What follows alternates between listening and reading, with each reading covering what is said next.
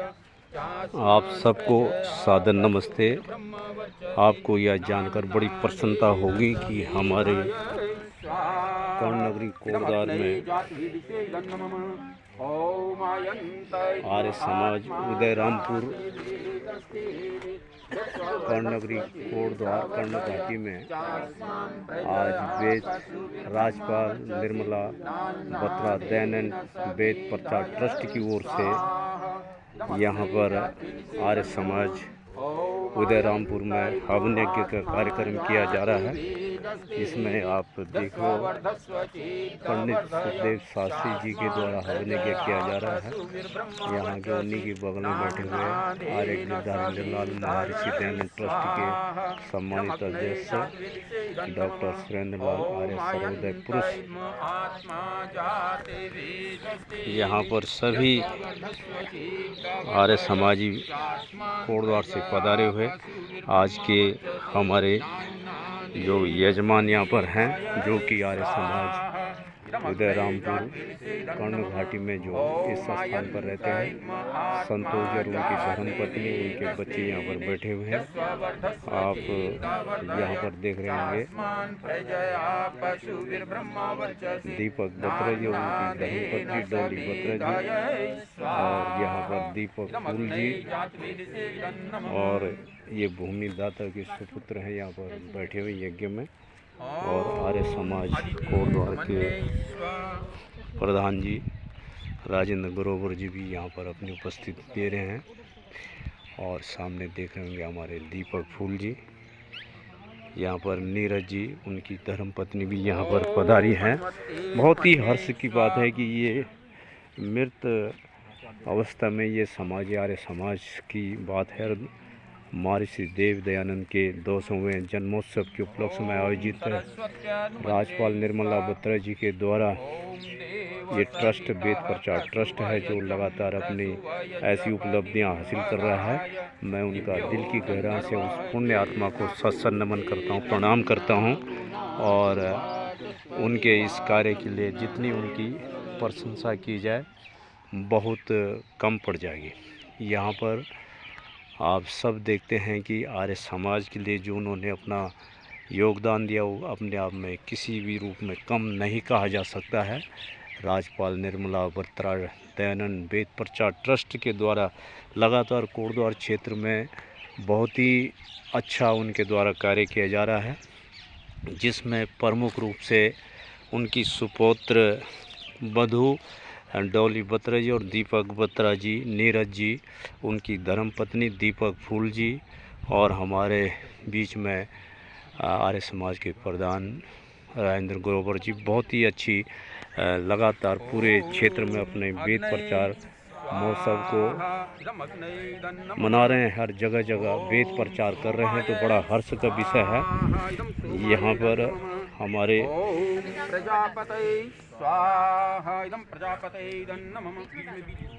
बीच में आर्य गिरधारी लाल महर्षि दयानंद ट्रस्ट के सम्मानित अध्यक्ष डॉक्टर सुरेंद्र लाल आर्य सर्वोदय पुरुष सभी समाज के साथ अपनी गतिविधियों को बनाते हुए बहुत ही सामंजस्य और बहुत ही मृदुभाषी व्यक्तित्व के धनी हमारे डॉक्टर सुरेंद्र लाल आर्य जी, उनके द्वारा उदयरामपुर में खुद उनका इधर उनका भी कोई इस कार्य में बहुत बढ़ चढ़ कर भाग लेते हैं हमारे डॉक्टर सुरेंद्र लाल आर्य जी। तो मैं उनसे जानना चाहूँगा कि ये उदयरामपुर आर्य समाज के विषय में आपका कोई विचार है तो उसको आप हमसे बताने का कष्ट करेंगे। धन्यवाद केतवाल जी। आज से लगभग 25-30 साल पहले श्री मुरली सिंह जी, जो उदयरामपुर के रहने वाले थे और जो सर्वे ऑफ इंडिया से सेवानिवृत्त हुए थे, उन्होंने आर्य समाज की गतिविधियों को बढ़ाने के लिए यहाँ पर आर्य समाज को एक ज़मीन दान दी थी। और उस पर बाद में श्री कांति प्रसाद सेवानिवृत्त तहसीलदार, जो अब हमारे बीच में नहीं हैं, उनके सहयोग से यहाँ पर एक कमरे का निर्माण हुआ और एक द्वार का निर्माण हुआ था। और लेकिन समय बीतता गया, कुछ लोगों के निस्वार्थ कुछ लोगों की स्वार्थवश और अपना बताने की चाह में ये धीरे धीरे आर्य समाज से खिसक के और किराएदारों के हैंड ओवर कर दिया गया, जिसका किराया वगैरह भी शायद वही लेते होंगे। तो तब से ये शून्यता सी थी, लेकिन आज राज्यपाल निर्मला बत्रा दयानंद वेद प्रचार ट्रस्ट की ओर से यहाँ पे हवन यज्ञ का आयोजन किया गया है, जो कि बहुत अच्छी बात है। और इससे बनाने में श्री राज्यपाल बत्रा जी, हेमचंद गुप्ता जी, शालिग्राम बलूरी जी, मंगलदेव ध्यानी जी, श्री विशंबर दयाल आर्य, इन सब का प्रत्यक्ष अप्रत्यक्ष रूप से बहुत बड़ा योगदान रहा है। और श्री राज्यपाल बत्रा जी ने तो इसकी में सहयोग भी किया था, उन्हीं में श्री हेमचंद गुप्ता थे। तो इन लोगों ने बहुत दूरदृष्टि थी, उन्होंने सोचा था कि यहाँ पे एक आर्य समाज बहुत पुराना समाज है, जो कि सन 75-76 में स्थापित हुआ था। लेकिन परिस्थितियों की विडंबना ऐसी रही कि श्री हीरालाल आर्य जी, जो प्रमुख आर्य समाजी थे, उनके निर्देशन में एक आर्य समाज की और स्थापना हुई, जिसका नाम आर्य समाज बुधरामपुर था। और एक पुराना आर्य समाज था जिसमें मतभेदों के चलते उसका विघटन हुआ, जो आर्य समाज उदयरामपुर कण्व घाटी के नाम से पंजीकृत था। लेकिन समय बीतने के साथ साथ इसका पंजीकरण भी समाप्त हुआ और ये किसी से संबद्ध नहीं रहे, और फिर आर्य समाज उदयरामपुर ही अपनी गतिविधियों को चलाता रहा है, और अब भी सुप्त रूप से अब भी चल ही रहा है। तो मैं तो आप कामना करता हूँ कि हम सब मिल बैठ के एक ऐसा बीच का रास्ता निकालें कि इसको खाली करके, और जो संतोष कुमार जी यहाँ पे रहते हैं वो भी खुद कह रहे हैं कि हम इसको खाली कर देंगे, लेकिन हमें 15-20 दिन का समय चाहिए। उन्होंने भी मना नहीं करा है, तो उन्होंने कहा हम इसको खाली कर देंगे, लेकिन उनकी एक शर्त है कि इसमें आर्य समाज अपनी गतिविधियाँ चलाते रहे, जिससे कि महर्षि दयानंद सरस्वती का विचारों का प्रवाह होता रहे। तो मैं राज्यपाल निर्मला बत्रा दयानंद वेद प्रचार ट्रस्ट का आभार व्यक्त करता हूँ कि उन्होंने आज पुनर्जागरण का एक काम यहाँ पर करा है, और मुझे लगता है कि ये एक मील का पत्थर साबित होगा। धन्यवाद। बहुत बहुत धन्यवाद डॉक्टर साहब, आपने बहुत ही तरीके से यहाँ पर जो है अपनी बात को रखा है। तो मैं सभी साथियों का हृदय से आभार व्यक्त करता हूँ कि महर्षि देव दयानंद के विचारों को जन जन तक पहुँचाने का जो राज्यपाल निर्मला बत्रा दयानंद वेद प्रचार ट्रस्ट की ओर से जो कार्यक्रम किया जा रहा है, हमारे बीच में कोटद्वार के सम्मानित साथी आर्य वीर दल के आप मेरे को लग रहा अध्यक्ष हैं आप आर्य समाज कोटद्वार से हैं, और लगातार आर्य समाज की गतिविधियों को लेकर आप लगातार देश में जगह जगह आप प्रचार प्रसार में भी जाते रहते हैं। और आपकी अंदर एक ऐसी भावना है कि हम उत्तराखंड के अंदर जहाँ की प्रचार प्रसार नहीं हो रहा आर्य समाज का, तो कैसे उसको जीवित किया जाए। तो नीरज जी, मैं आपका बहुत बहुत स्वागत अभिनंदन करता हूं कि आप आर्य समाज के प्रति इतने लगनशील हैं। तो आप अपनी बात को रखेंगे, कम शब्दों में अपनी बात को रखेंगे। नीरज कुमार जी।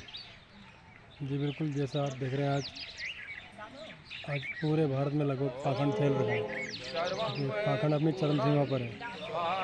और जिस तरह महर्षि दयानंद ने वैदिक सिद्धांतों को जन जन तक पहुंचाया था, तो हमारा भी कर्तव्य है कि हम भी वैदिक सिद्धांत को जन जन तक पहुँचाएँ और पाखंड को खत्म करें। बहुत बहुत धन्यवाद। अब हमारे देखो ये बच्चे आर्य समाज कोटद्वार से आ रखे हैं, और मैं सबसे विचार चाहूँगा कि अपनी रखेंगे, अपनी बात को रखेंगे।